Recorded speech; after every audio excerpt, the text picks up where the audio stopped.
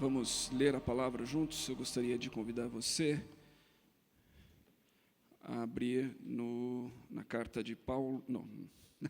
Não é na carta de Paulo, é na carta aos Hebreus. Ela não é de Paulo, necessariamente. Pode ter sido, pode não ter sido, então é melhor não dizer de Paulo. Na carta aos Hebreus, a gente vai ler o capítulo 1 inteiro. Hebreus 1, diz assim: No passado, por meio dos profetas, Deus falou aos pais muitas vezes e de muitas maneiras. Nestes últimos dias, porém, Ele nos falou pelo Filho, a quem designou herdeiro de todas as coisas e por meio de quem também fez o universo. Ele é o resplendor da sua glória e a representação exata do seu ser, sustentando todas as coisas pela palavra do seu poder, e tendo feito a purificação dos pecados, assentou-se à direita da majestade nas alturas, tornando-se superior aos anjos, a ponto de herdar um nome mais excelente do que eles. Pois a qual dos anjos disse alguma vez: Tu és meu filho, hoje te gerei? E outra vez: Eu lhe serei pai, e ele me será filho? E ao introduzir o primogênito no mundo, outra vez diz: E todos os anjos de Deus o adorem. Sobre os anjos, ele diz: De seus anjos ele faz ventos, e de seus ministros labaredas de fogo. Mas sobre o Filho, diz: O teu trono, ó Deus, subsiste pelos séculos dos séculos, e o cetro do teu reino é cetro de equidade. Amaste a justiça e odiaste o pecado. Por isso Deus, o teu Deus, te ungiu com óleo de alegria mais do que a teus companheiros. E também diz: Tu, Senhor, no princípio fundaste a terra, e os céus são obras de tuas mãos. Eles serão destruídos, mas tu permaneces. E todos eles envelhecerão como roupa, e como um manto os enrolarás, e como roupas serão mudados, mas tu és o mesmo, e os teus anos não têm fim. Mas a qual dos anjos disse alguma vez: Assenta-te à minha direita, até que eu ponha os teus inimigos como estrado de teus pés? Não são todos eles espíritos ministradores, enviados para servir em favor dos que herdarão a salvação? Versículo 14, mais uma vez, preste atenção no que diz sobre os anjos. Não são todos eles espíritos ministradores, enviados para servir em favor dos que herdarão a salvação?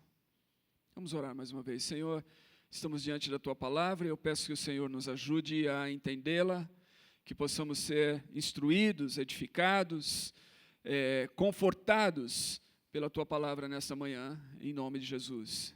Amém.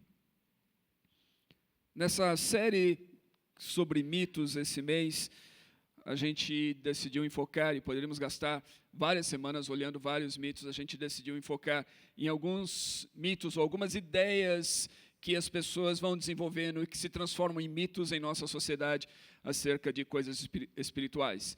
E nós falamos na semana passada sobre vários mitos que as pessoas têm acerca das Escrituras, que não são bons, que na verdade diminuem a autoridade da palavra de Deus, que a longo prazo minam a nossa fé.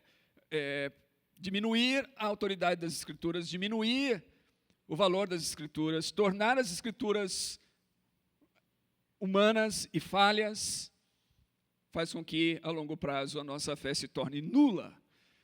Como eu citei aqui, Roger Olson, um teólogo que, ao abordar sobre esse tema num dos seus livros, ele diz que um dos problemas do liberalismo não é reconhecer o fator humano nas Escrituras, é desprezar seu aspecto divino, ou diminuir até o ponto de desaparecer o aspecto divino. Nós cremos que a Bíblia é a palavra de Deus, escrita por seres humanos, como falamos aqui na semana passada. E isso é fundamental para nós. Isso é o que nós aqui ensinamos, nos apegamos nessa comunidade, nessa igreja, e isso é algo fundamental para nós. A Bíblia é palavra de Deus. Hoje nós vamos falar sobre um outro tema que tem vários mitos em nossa sociedade: anjos e demônios. E eu diria que principalmente a questão de anjos, né? Nós temos tantos livros escritos aí, tantas coisas acerca de anjos, e nas últimas, 3 décadas, tantos filmes que surgiram, e séries, e uma série de coisas acerca de anjos. Eu lembro que tinha até um filme que, quando a minha filha era mais nova, a gente assistia, Joan of Arcadia, se eu não me engano. Como é que era o nome disso em português?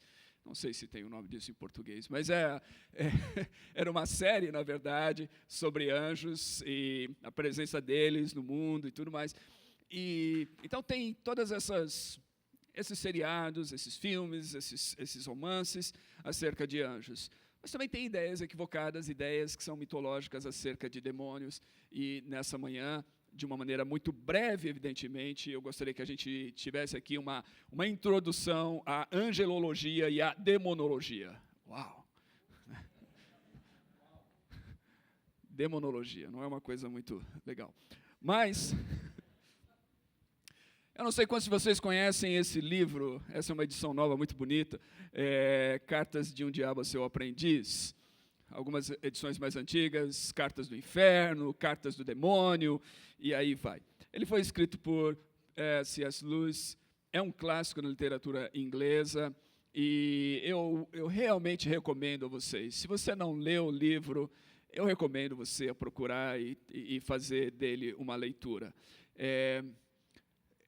A ideia por trás do livro é que um demônio mais velho está instruindo o seu sobrinho, um demônio mais novo, sobre como ele deve tentar o cristão e como ele deve encaminhar o cristão para a perdição. Essa é a ideia. Então, aqui há uma série de, você poderia dizer assim, as estratégias do inimigo, ok? Mas é interessante porque se você ler essas cartas, você vai ver que o inimigo para esses demônios é Deus. Então, toda vez que aparecer aqui o inimigo está falando de Deus, né? Para nós o inimigo é o diabo. Mas é a perspectiva dos demônios. Então, demônio instruindo o demônio acerca dessas coisas. No final desse livro, quando esse cristão finalmente morre, esse demônio mais jovem não conseguiu manter as garras sobre ele e não conseguiu fazer com que ele se desviasse da fé e fosse para o abismo. Então, o demônio mais velho vai falar com ele na última carta. Aliás, na penúltima carta do livro aqui, porque depois foi acrescentada uma última carta. Mas, na penúltima carta, a carta 16, se você tiver o livro, se você já leu, ou se você quiser como referência, é a carta 16. Quando finalmente o cristão morre, o demônio mais velho diz assim para o seu sobrinho: ele de repente passou a ver tudo mais claro, não foi? Ao mesmo tempo que podia enxergar você, o demônio, pela primeira vez, e reconheceu o papel que você desempenhava na vida dele, e soube que você não o possuiria mais. Quando ele ouviu, ele também os viu. Os anjos são incomuns aos olhos mortais, mas ainda assim não são estranhos. Ele não tinha a menor ideia até aquele momento de como eles eram, e até mesmo duvidava da sua existência. Mas quando os viu, soube que os conhecia desde sempre. E deu-se conta do papel que cada um teve em mais de um momento em sua vida, quando supunha estar sozinho. De tal modo que agora ele não diria a eles, um a um, quem são vocês? E sim, então eram vocês o tempo todo. Ele não só os enxergou, ele o enxergou. Esse animal, essa coisa que foi gerada numa cama, pôde enxergá-lo. Aquilo que agora é para você um fogo asfixiante e ofuscante, é para ele uma luz fresca, é a própria claridade. Então essa descrição, do momento da morte desse cristão, em que os seus olhos se abrem para finalmente contemplar realidades que ele não enxergava com os olhos humanos, é descrito dessa maneira por C.S. Lewis. Aliás, se você ler os livros de Lewis, você vai ver que ele tinha um interesse incrível pelas coisas da eternidade e por essas coisas invisíveis. Uma das suas séries de livros conhecida como, a mais conhecida aqui são as Crônicas de Nárnia, mas ele tem uma outra série que é conhecida como a Trilogia Espacial. São livros que ele escreveu acerca de uma viagem espacial, em que estão repletos dessas imagens de um outro mundo, de uma outra realidade. E num desses livros, chamado Perelandra, Lewis descreve da seguinte maneira os seres angelicais. Ele diz assim: ele olhou com certa relutância e ao longe, entre os picos do outro lado do pequeno vale, vinham rodas rolantes. Quem está familiarizado com as escrituras vai se lembrar logo de Ezequiel aqui, rodas rolantes. Não havia nada a não ser aquilo, rodas concêntricas movendo-se uma dentro da outra com uma lentidão irritante. Quem não se assustasse com o tamanho espantoso daquelas rodas, não veria nada de terrível nelas, assim também como não veria nada de significativo.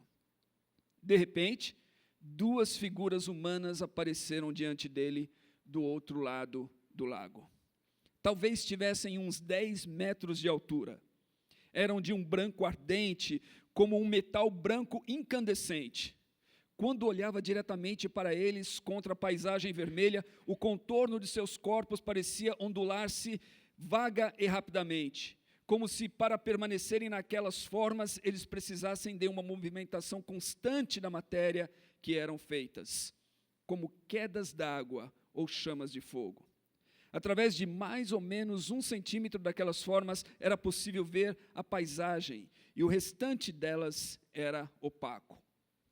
Quando olhava diretamente para eles, parecia que vinham em sua direção em grande velocidade, mas quando olhava para o que estava em volta, parecia que eles estavam parados.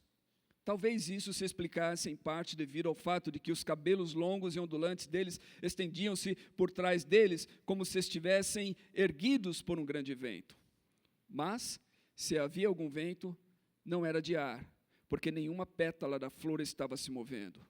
Os corpos deles eram brancos, mas havia um jato forte de diversas cores que começava por volta da altura dos ombros deles, subindo pelo pescoço e brilhando sobre suas faces e acima das cabeças, como uma plumagem ou um halo. E aí vai. É incrível a descrição que Lewis dá nesse livro sobre esses seres, sobre esse mundo invisível, sobre os anjos e todas essas coisas. Então, quando a gente lê essas coisas, muitas dessas ideias foram retiradas das Escrituras. E é importante para nós, nessa época, onde pode haver um interesse demasiado por essas coisas, é importante também para nós lidarmos com elas, porque também pode haver, por outro lado, um desprezo. Assim como muitas pessoas olham para as Escrituras e diminuem a sua autoridade e transformam-na em palavras e escritos meramente humanos, muitas dessas pessoas, igualmente, tratam anjos e demônios apenas como figuras de linguagem que representam o bem e o mal. Ou seja, eles de fato não existem. Eles são apenas figuras mitológicas, figuras de linguagem nessa representação do bem e do mal. Muita gente, muitos cristãos hoje em dia passaram a enxergá-los dessa forma. E é importante que a gente olhe, então, para aquilo que a Bíblia diz. A Bíblia diz que esses seres são reais. A Bíblia diz que é um mundo invisível que nós não podemos ver com os nossos olhos carnais, mas que é tão real quanto o mundo que nós enxergamos, se não mais real ainda. Esta é a grande realidade. Muitas pessoas, então, ao pensarem sobre esse mundo e pensarem, não, tudo bem, eu acho que existe de fato seres assim, muitas delas pensam, todavia, que anjos e demônios seriam almas desencarnadas, né? Almas que deixaram seus corpos aqui, que ficaram vagando por esse mundo, procurando outros corpos. E aí tem uma série de crenças que passam ao longo dos séculos e fazem parte, inclusive, de diversas religiões que enfatizam essa ideia dessas almas desencarnadas, dessas almas errantes, desses espíritos errantes que ficam aí procurando novos corpos e coisas assim. Essa é uma ideia equivocada, novamente, acerca de anjos e demônios. A Bíblia não ensina absolutamente nada sobre almas desencarnadas vagando, procurando novos corpos ou coisas assim. A Bíblia não diz, sob hipótese alguma, que quando uma pessoa morre, o seu espírito fica lá no túmulo, ok? Semana passada eu até falei aqui de uma loucura que o pessoal está fazendo aí, um pessoal que vai nos túmulos das pessoas para tentar retirar a unção do túmulo lá. Loucura, loucura. Desculpa se você acredita nisso, não acredite. Loucura. Terrivelmente loucura. Ok? Então, anjos e demônios não são essas coisas, e espíritos, seja ele de pessoas cristãs ou não, não ficam nos túmulos. Ok? Nem espíritos, nem qualquer tipo de unção, qualquer coisa que essa pessoa possa ter, não fica. Não tem absolutamente nada lá no túmulo que você possa ir buscar, ou ver, ou encontrar. Anjos e demônios também não são deuses, não são divindades, não devem ser adorados ou servidos de qualquer forma, venerados, não são divindades, deuses ou coisas desse tipo. É importante isso, pessoas acabam acreditando nessas coisas e a gente tem até cultos a esses seres. Elas não são novas. De fato, essa passagem que eu li para vocês, da carta aos Hebreus, capítulo 1, você vai notar que nesse capítulo 1 dessa carta aos Hebreus, o escritor está falando sobre a superioridade de Cristo sobre todas as coisas, e ele menciona claramente ali, várias vezes, a questão dos anjos. Não menciona demônios, mas menciona os anjos ali. Há uma menção, várias vezes, ela está repleta de citações do Velho Testamento acerca de Jesus. São essas citações e profecias messiânicas acerca de Jesus. E ele está falando sobre a superioridade dele, sobre todas as coisas, especificamente naquele capítulo sobre os anjos. Por que ele está fazendo isso? Porque ele está lidando com leitores daquilo que é conhecido como o judaísmo do Segundo Templo. Uma época em que essas ideias acerca de anjos estavam florescendo, haviam vários escritos e várias coisas que estavam florescendo naquela época, e muitas pessoas então estavam interessadas de maneira demasiada nos anjos. Havia o risco de muitos passarem a cultuar os anjos ou a confundir anjos como seres divinos, assim como havia também o risco de muitas pessoas reduzirem Jesus Cristo e colocarem ele como uma figura angélica, como alguém menor do que aquilo que ele era, como Deus, ele mesmo. Então, é para isso que esse escritor escreve o capítulo 1 que nós acabamos de ler aqui, para esclarecer essas ideias equivocadas que havia acerca de anjos na sua época. Nós precisamos, igualmente, hoje em dia, olhar para a Bíblia, porque precisamos esclarecer várias das ideias equivocadas que as pessoas têm, como eu disse, acerca desses seres, de anjos ou demônios. Muitas pessoas nem sabem como lidar com isso, e no meio de toda essa confusão, há o risco, inclusive, de muitas pessoas deixarem de acreditar na existência deles. Primeira coisa, então, vamos falar um pouquinho sobre anjos. Como eu disse, é bem introdutório, bem básico, mas é importante a gente saber. Contrário a esses mitos e as ideias falsas, é importante que a gente entenda que anjos são criaturas. E são criaturas como nós. São criaturas de Deus. Elas são criaturas como nós no sentido que anjos foram criados por Deus, assim como nós, seres humanos, fomos criados por Deus. Então, são criaturas, não são eternos. Eles nem sempre existiram. Eles foram criados em um determinado período. Quando eles foram criados, a Bíblia não diz.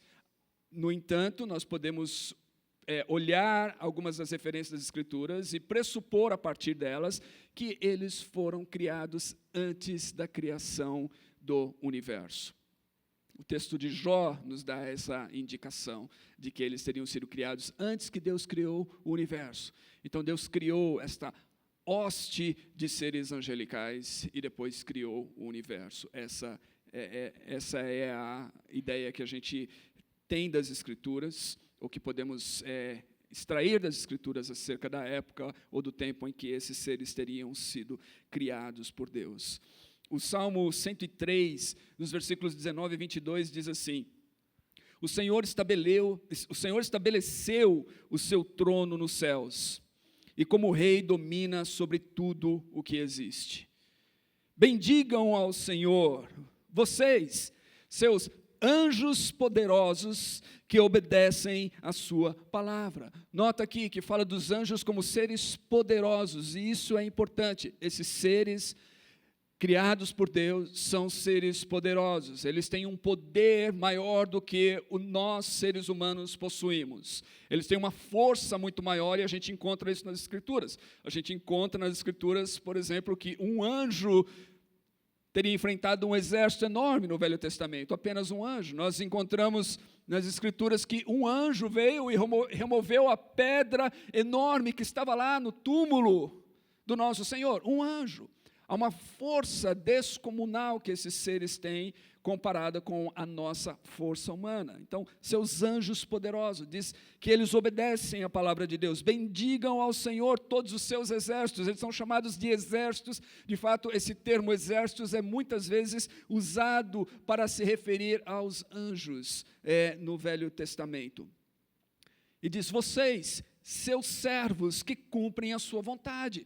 Esses exércitos, esses seres poderosos, esses anjos também aqui, assim como em outras porções, são vistos como servos de Deus. Eles estão a serviço de Deus.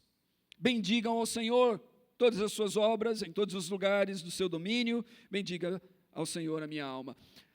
Então, aqui a gente vê apenas uma porção poética dos Salmos, onde a gente encontra essa ideia de que os anjos criados por Deus, foram feitos por Deus, e que eles possuem certas características aqui como poder e força, e servem a Deus como hostes ou como exércitos divinos. Então eles não são eternos, eles não são divinos, não são deuses, não devem ser adorados, e como eu já disse aqui, é claro, não são almas desencarnadas, não são espíritos dos santos.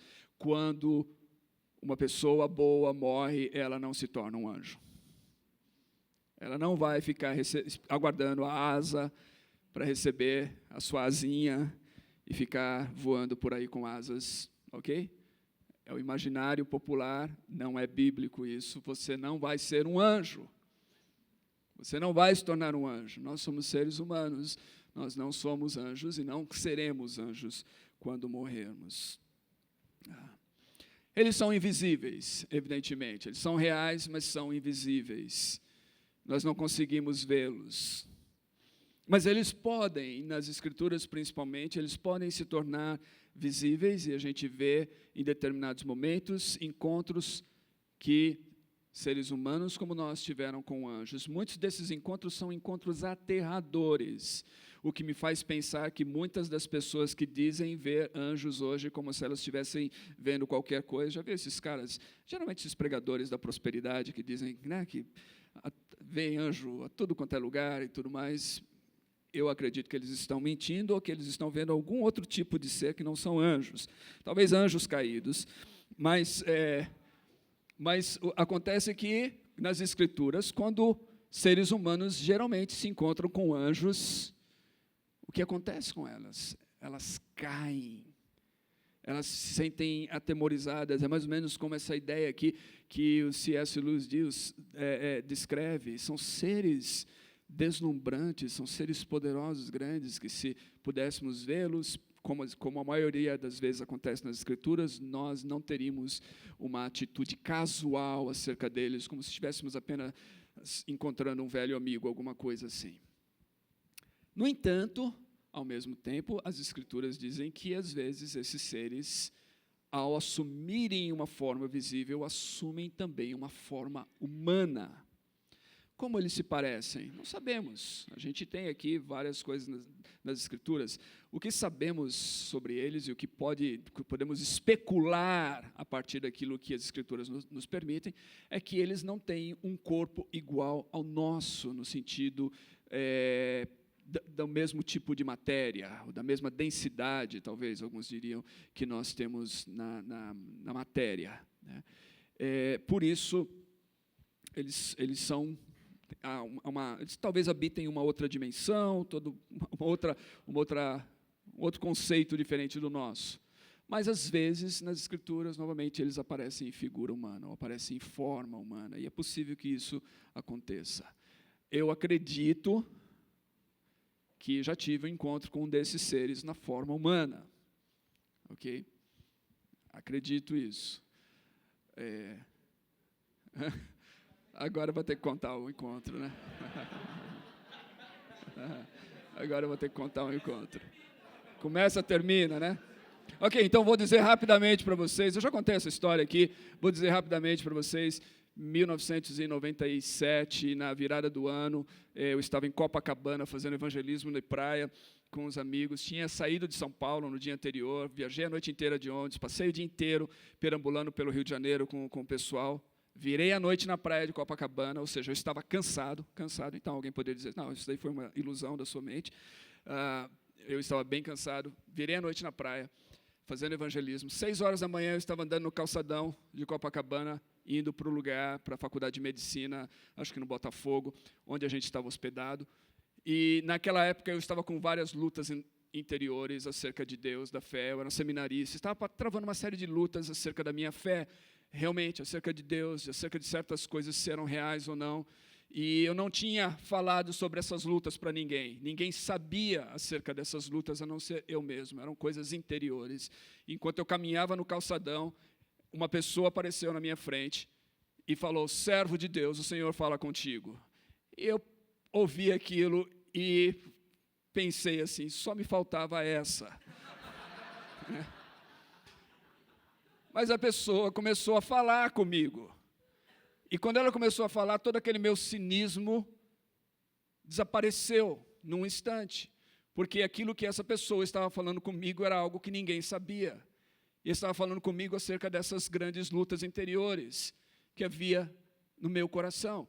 E eu fiquei espantado com aquilo, e quando eu me dei conta que eu fui perguntar então para essa pessoa que estava falando comigo quem ela era e como ela sabia daquilo, a pessoa não estava mais lá. E eu parei, olhei ao redor, no calçadão, e não vi mais esse ser, que se apresentou a mim realmente como um ser humano. Lembrei que eu sou de baixa estatura, mas ele era realmente muito mais alto que eu, de tal maneira que quando ele falou comigo, eu olhei para cima, para responder a ele, e para saber. Eu acredito que tive um encontro com um anjo naquele dia. Ok? Pode ter sido? Pode ter sido. Pode ter sido ilusão da minha cabeça? Passei muito tempo sem dormir? Ok, tudo bem. Mas eu acredito que tive um encontro com um anjo. De qualquer maneira, eu já li várias histórias e acredito que outras pessoas também tiveram encontros assim. Eu acredito que é possível isso. É bíblico, não é normal, não acontece a todo instante. Em toda a minha vida como cristão, eu acredito que essa foi a única vez, a única instância em que eu posso dizer que tive um encontro assim, mas é possível. O que eu quero dizer é que é possível nas Escrituras, e também já ouvi histórias de pessoas em que eu acredito que foram genuínas. O André mesmo tem uma história dessa, quando ele estava passando por um aperto lá na África, em que ele acredita que também tenha sido um anjo, que tenha livrado eles ali naquele momento. Se você quiser ouvir a história do André, pergunte para ele depois. Ok? Mas são histórias assim que são reais e realmente, para mim, ela é tão real como qualquer outra coisa na minha própria experiência. O que eu quero dizer é que eles podem se tornar visíveis, mas a maioria do tempo eles são invisíveis. O fato de serem invisíveis não os torna menos reais. Anjos nas Escrituras são mensageiros. O texto de Hebreus que a gente leu aqui, eu repeti, o versículo 14 diz que eles são espíritos ministradores enviados para servir aqueles que hão de herdar a salvação. Hebreus 1:14. Eles são mensageiros, o termo ângelos é exatamente isso, mensageiros. A gente encontra, inclusive nas Escrituras, que essa parece ser uma das funções principais deles. São seres que trazem mensagens da parte de Deus em determinados momentos para o seu povo. São agentes, como diz aqui, são servos de Deus. E em relação aos santos, eles são espíritos ministradores. A gente ora o Salmo 91, ou a gente menciona, ou lê o Salmo 91, em que fala sobre ele dará ordem aos seus anjos para que sustentem as suas mãos. Não fazemos isso? Eu estava mencionando para alguém esses dias aqui no prédio, essa semana mesmo, em que ao sair no final da tarde, com mochila pesada, com livros nas mãos e tudo cheio, no primeiro lance de degraus em cima, eu tropecei. E eu teria uma queda terrivelmente ruim. A minha queda seria desastrosa. Mas alguém me segurou. Eu não sei explicar. Eu já estava perdido. Eu já havia perdido o equilíbrio. Eu já estava no ar. Não tinha por onde me segurar nem nada. Eu iria desabar escada abaixo. Mas alguma coisa me segurou. E eu desci a escada, literalmente louvando a Deus e agradecendo a Deus pelo livramento dele. Isso já aconteceu em outras situações. Assim, então eu acredito que Deus, de fato, envia os seus anjos para nos servir em determinados momentos. E muitos dos livramentos que a gente tem nessa vida são livramentos que são a ação desses seres de Deus em nosso favor. Nota que em Hebreus 1:7, o texto que nós lemos diz que ele faz dos seus anjos ventos e dos seus servos clarões reluzentes, essa característica, né, de agilidade, ao mesmo tempo de invisibilidade desses seres.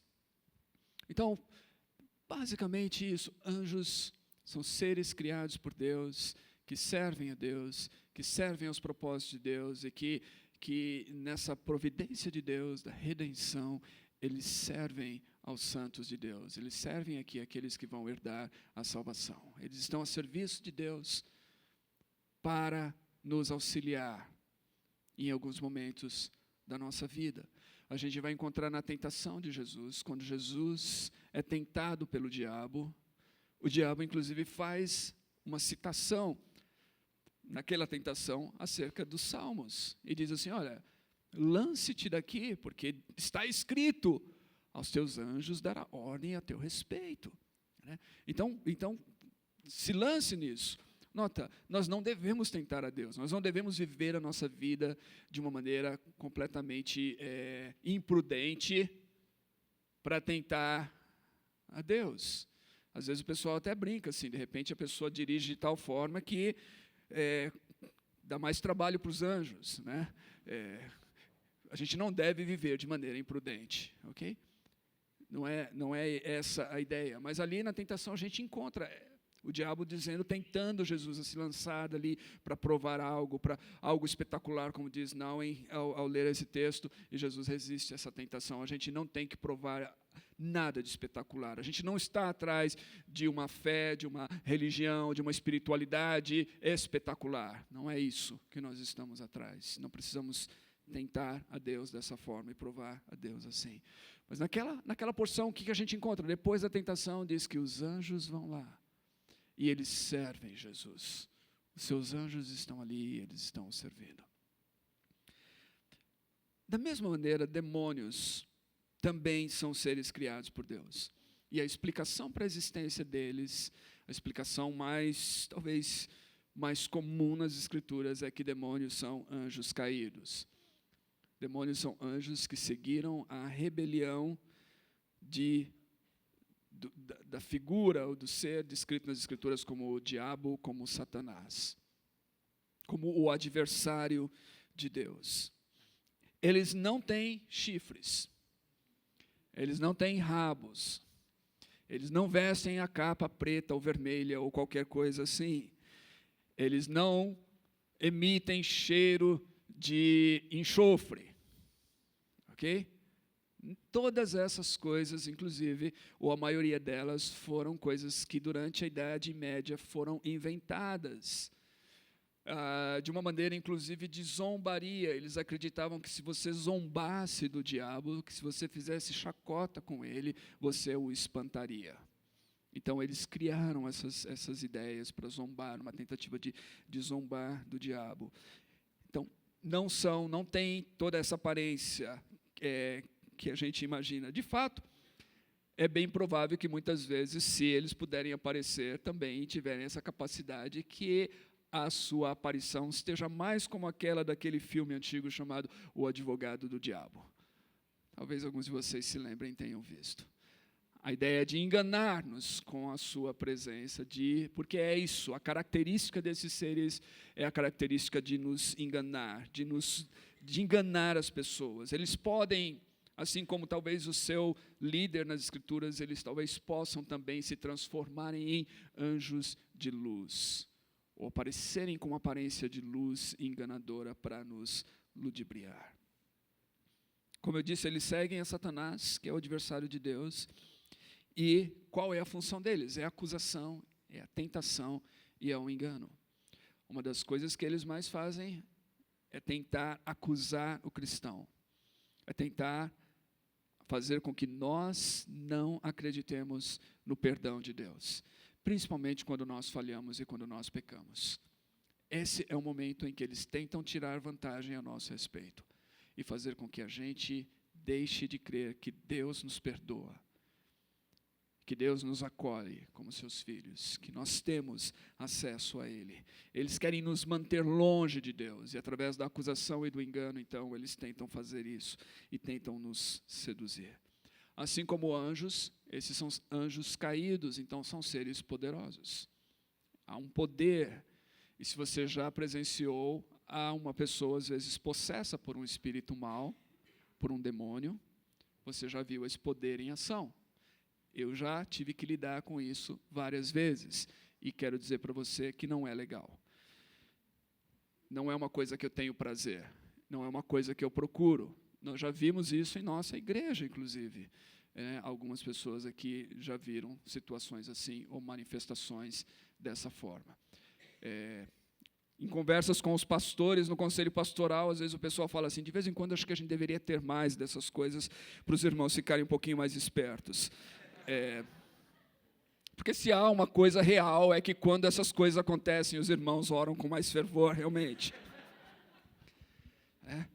Percebem que esse negócio é real, que isso não é ilusão, que isso não é brincadeira. E a gente já esteve assim, em situações assim. Normalmente, esses seres têm, então, um poder maior do que o nosso. E esse poder, muitas vezes, se revela nessas manifestações.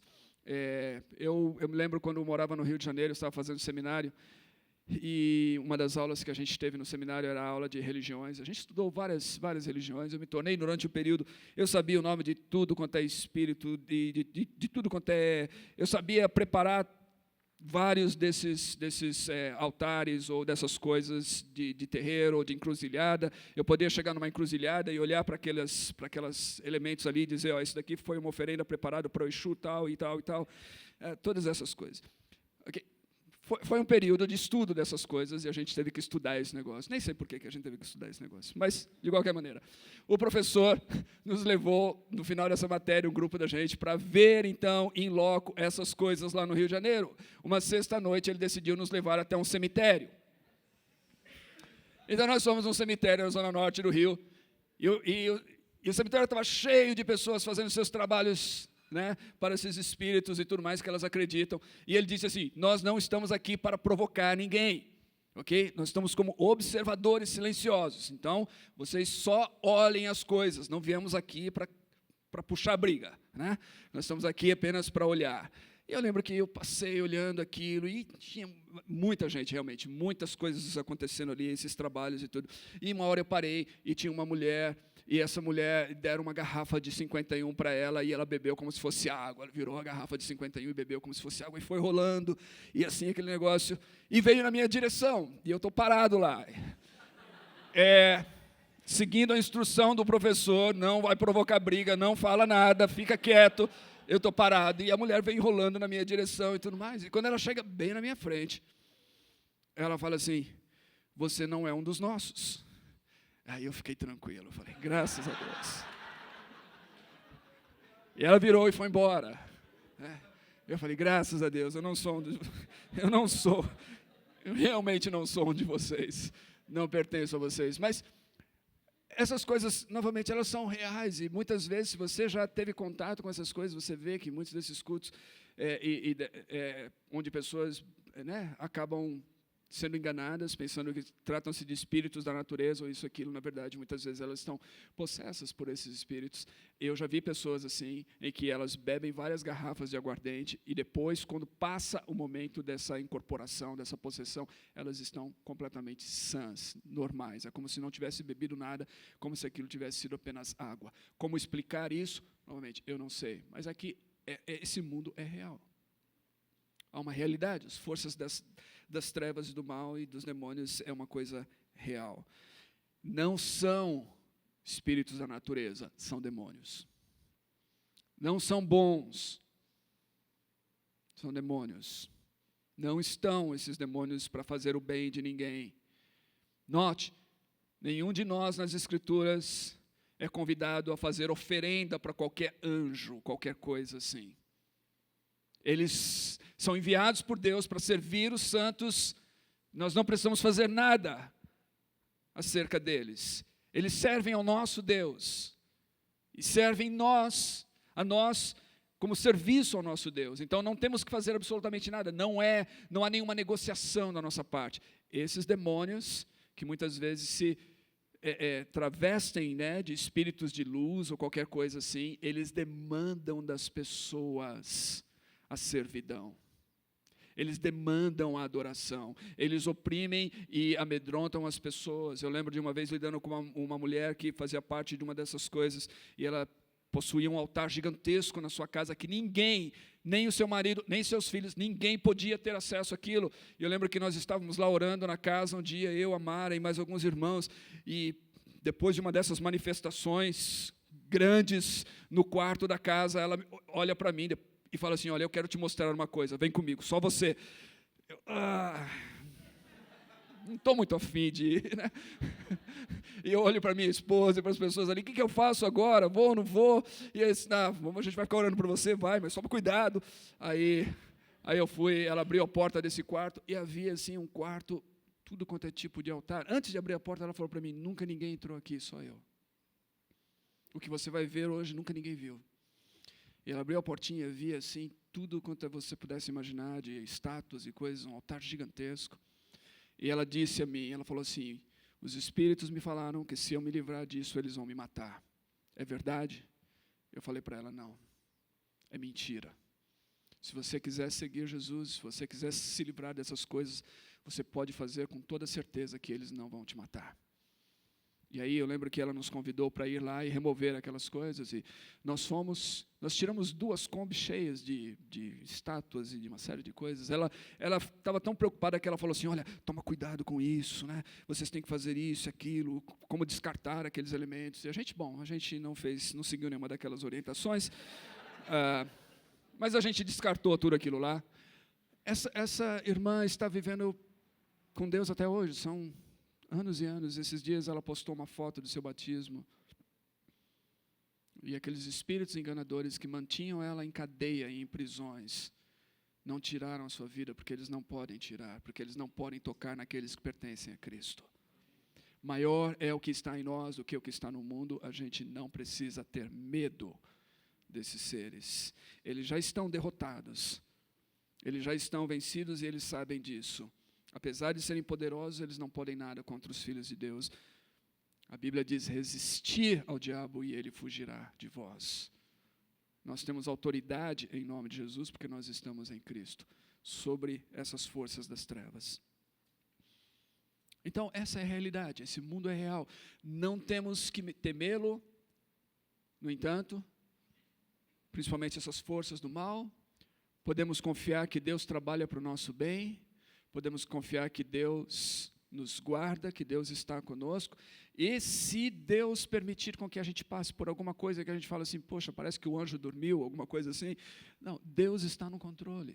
Se tivermos que passar por alguma situação difícil, é porque Deus sabe o que Ele está fazendo. Não é porque Deus perdeu, de repente dormiu no ponto.